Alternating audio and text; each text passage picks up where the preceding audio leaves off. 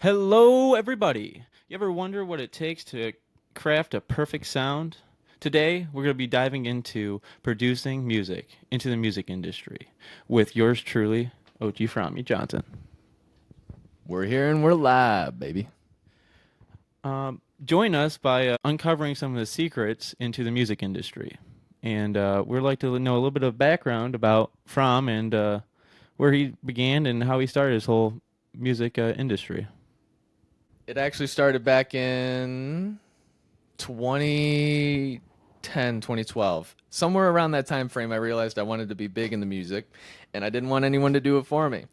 So at that point, I started researching as much as I could, trying to find as much data, whether it was good software, how to produce right lyrics, how to make a good composition, all of the entirety. And I didn't want to pay anyone to do it, so I took about, I want to say, 2 years before I even bought my DAW. And I used Logic Pro X, which I highly recommend. It's a $200 app that you can only get on Apple, which is unfortunate that it's only Apple, but it is what it is. And for 200 bucks, it's you can't beat it, dude. You can't beat it. I heard Fruit Loops is good too, but yeah. So, what got you started into music? Honestly, the independence and trying to have my own voice because growing up it wasn't that easy, especially coming from a background of not being heard even in the family supposedly, but that's a different story for another time. So anyway, I took that and put it into development of music, and I just started creating. And I'll tell you, I've probably made around probably like 60, I want to say 60 tracks that I'm never gonna hear again. I'm never gonna put out. And they were sort of like template files, you know? So I've had a lot of practice, but I guess that shows, right? Because I actually started my business in 2018. That was when I made the first prototype hat and the whole idea for cloud production to begin with, which is the record label. If you don't know, Cloud Production and Luxury Sound. Yeah, hit It's the record, link. yep, the record label and the publishing company. It's been a work, but it's been a love. It's like my child. It's like my child. I love it. Yeah, can you walk us through a typical process of producing a track?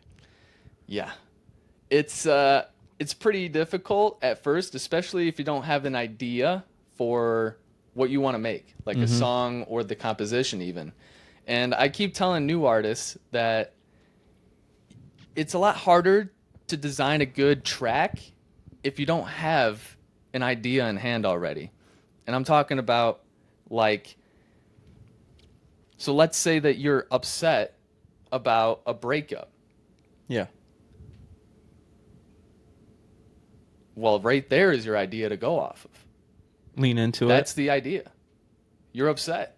How are you going to display that emotion? Taylor And you, Taylor Swift style. exactly. So then you have to start building the entire foundation based off of that idea.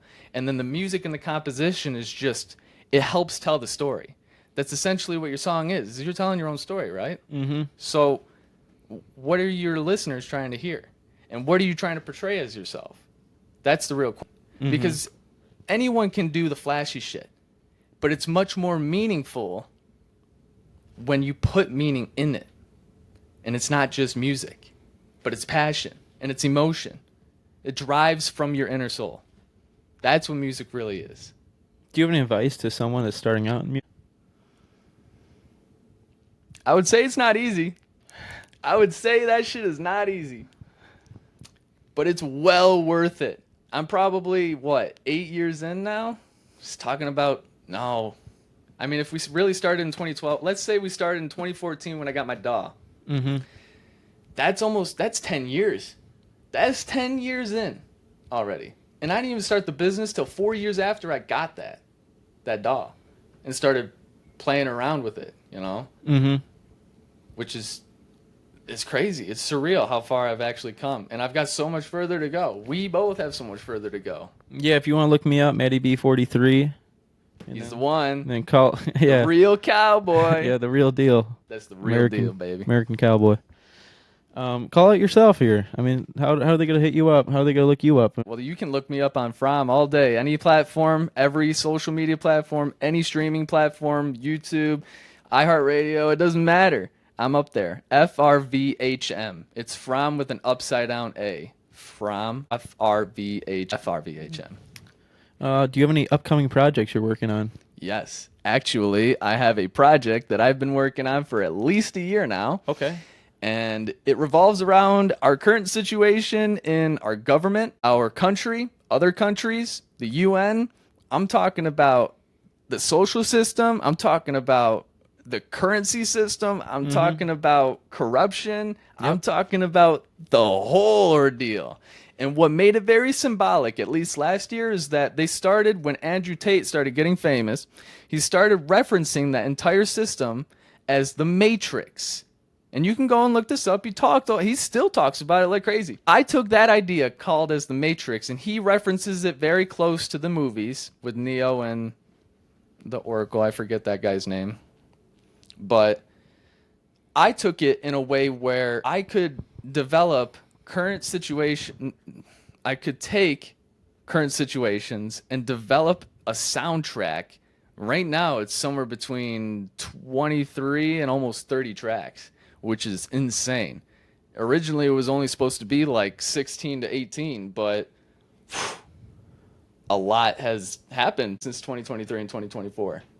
And it's still happening, but which is just better content, right? But either way, I want to develop an idea where I could talk about real world scenarios that are happening right now, but also put it in a story-based sort of format that was similar to the Bible in a way, Okay. which is really cool if you can think about it. But when the album comes out, you'll know what I'm talking about. So it has a beginning to an end and a plus. That plus is, you'll see, it's sort of like an afterlife type of feel. That's where I was thinking. It's super cool.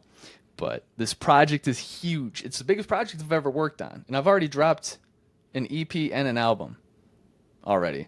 And that's, past the 60 songs no one's ever going to hear. I'm never going to hear again, I've had several singles on YouTube and SoundCloud before I even started uploading on the streaming platforms. And it's insane. It's all about the journey, not the destination. That's what I say. It's about the journey, not the destination. How many songs do you think you've done over the years? In total, Yeah. well over 100. Okay. Well, sure. Right now, currently posted within the past year, I've got somewhere between 40 and 50 up live right now that you can go listen to. At least 40 to 50. And plus that other 60 that no one's ever going to hear.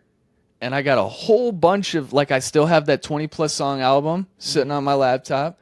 I have another album that we're not going to talk about right now that is going to come out at a later date after The Matrix. That's insane. That's going to be like a post-Matrix feel.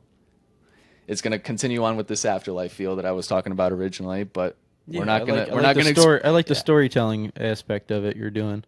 Well, I feel like if it's not in a story aspect, it's a little bit harder for people to reciprocate that feeling or that energy. It's a lot harder for people to grasp that emotion if it's not in a story format. Because, like I said, the cool stuff will always be the cool stuff.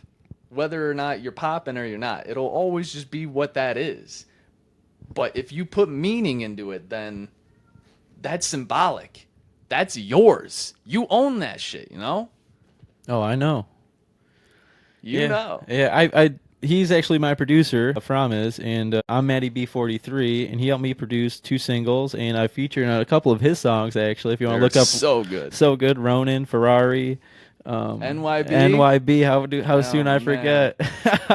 New Year banger. Do you have any behind-the-scenes stories you want to share? Yeah, actually, so we can even talk about your situation when we went up to the park. Yeah. So we went up to the park, and actually that was a whole surreal moment. That was probably one of the first times I recorded relatively decent music video, but it didn't turn into like a music video format. The original idea was to turn that video into shorts, which became what it is, the few shorts that it is. And even for my October 3rd album, I wanted to do a video there, but I ended up turning that into shorts too. But either way, that was where I could actually take my video recording expertise into full effect and actually get a good idea of where I sit as far as someone who records video and not just being the person on the other side of the camera. You know what I mean? So I can even coach other people if they don't understand what they're doing or how to see the frame right, if that makes sense. Yeah, walk me through the process, what you were doing there Well, with the whole music video. I was part of it. I just want to hear it. so we had to make you the center of attention because you're main artist. Mm-hmm. We were all, me, you, and Nick were all main artists in the song. And so we had to get you in the center of attention. But with the outlook, the surrounding, the scenario of where we were, it was full of color. It was full of emotion. Like you were put in that situation, right? Mm-hmm. It's almost like you were walking next to you. Or at least I could say from my behalf, it's like I was walking next to you. Like I was actually recording the video, but not necessarily. Like if your audience, they were watching it, they're seeing you, like, wow, that's really sick. And we went out of that way. And if you recall, there was a moment where we were recording and a attack helicopter flew over our video. Yes. And I caught it. That was a great moment. And I'll never forget it. I couldn't believe it. Like, what are the chances an attack helicopter's flying over while you're shooting a music video? What are the odds, right? But anyway, I'll tell you about another instance. Yeah, let's talk about that one where we ended up going to the football field. Ooh, that's a good one. That one was really cool. And that was actually for my parts. I didn't end up making a very big video out of that, but those were really good shots that you ended up I'm not taking. gonna lie to you. It was, isn't it on Spotify? The little video of it. Oh yeah, that So if clip's you look up it up on Spotify, you'll actually see what we did there in the actual videos that we cut up, and we kind of use it as a little intro. It's on YouTube Shorts too. You can go there and find it too. It's called Ronin. Ronin. The I has a little weird, it's not like a circle. So it might be a little hard to find, but if you look up Ronin Fromme or Ronin Matty B43, you'll find it. It's there. It's awesome. It's a great time. Well, that's a wrap for today's episode. Every day is Friday. I hope all goes well, and keep on passion, keep on living, and I appreciate each and every one of you. Stay humble and blessed, people. Live life to the Stay fullest. humble and blessed.